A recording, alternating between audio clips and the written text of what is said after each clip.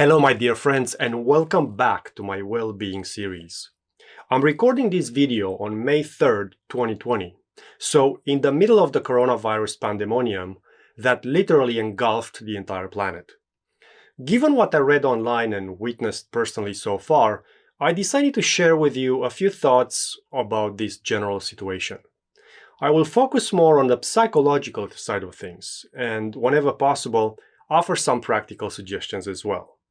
My overall goal is to draw some existential and spiritual lessons out of this unique experience.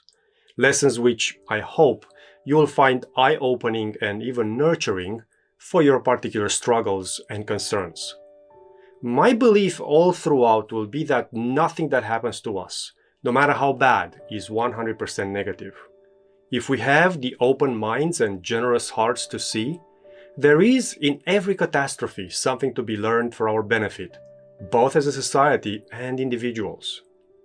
If you study economics or possess an entrepreneurial spirit, you're probably familiar with the saying, "No crisis should go to waste." Although seemingly cruel, this statement intimates a very profound truth, namely that no progress is achieved without undeserved suffering, unrewarded sacrifices, and an overwhelming injustice. But ironically or tragically enough, that's how we mature as persons, as a group, and as a civilization. Here and in the following videos, I will try to identify different ways in which every one of you could turn the current planetary catastrophe into a godsend and raise the quality of your inner and outer life. More specifically, I will describe how our crisis may enable us to discover incredible things around us, to deepen our knowledge of who we are, to enrich our personality, and even to improve our interpersonal qualities. Although what I have to offer is just my personal opinions and nothing more, my deepest hope is that these ideas will be perceived not just as food for thought, but also as reasons for genuine self-transformation and, why not, concrete action. It goes without saying that it's totally up to you how to proceed. No matter what, I will always be grateful for the time you have accorded me. Please remember that I will share my reflections over several episodes, of which this is just the first. So stay tuned for more. Also, do not hesitate to send your comments and impressions to tell me how I'm doing. All that being said, let's try and tackle the question, how can we benefit from this unique predicament in world history? The very good news is that there's more than one gain. One such positive development has nothing to do with us, or not directly. I refer to the fact that at the moment, the environment seems to really thrive. NASA reports that pollution is dropping dramatically in cities around the world. The air hasn't been cleaner in any metropolis you can think of. Another almost surreal story I have read mentions that thousands of flamingos have taken over a city the size of Mumbai. That's what made me speculate that perhaps our own pets too may be thrilled that we haven't left the nest in weeks. Returning to the environment, if you love Italy, and who doesn't, you can watch video footage from Venice where the canal's water looks as clear as it must have been in the city's infancy 1200 years ago. Yet I don't want to be naive and feed you easy, predictable consolations. A threat like a virus is extremely serious. This particular enemy is very hard to combat due to its stealthy contagiousness and microscopic size. Furthermore, a virus can reach every corner of the earth and infect anyone, not to mention its lethal potential.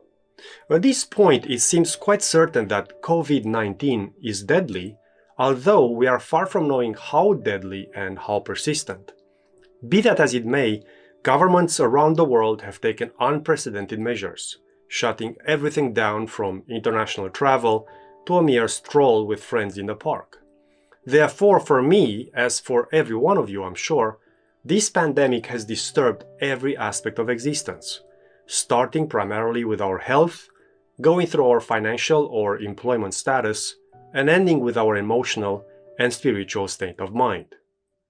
Nonetheless, as I hinted at above, no battle is hopelessly lost. Here's my first thought as to how we can start inching towards victory. I think that a crisis of this magnitude allows us to find out, if we didn't know it already, who our true heroes are. On such extreme occasions, we are reminded that heroism is not to be found in the actors we adore, the politicians we vote for, the musicians that put us in a trance, the pundits that shape our opinions, the social network founders, the media moguls, the nine-figure lawyers, or any of your local billionaires.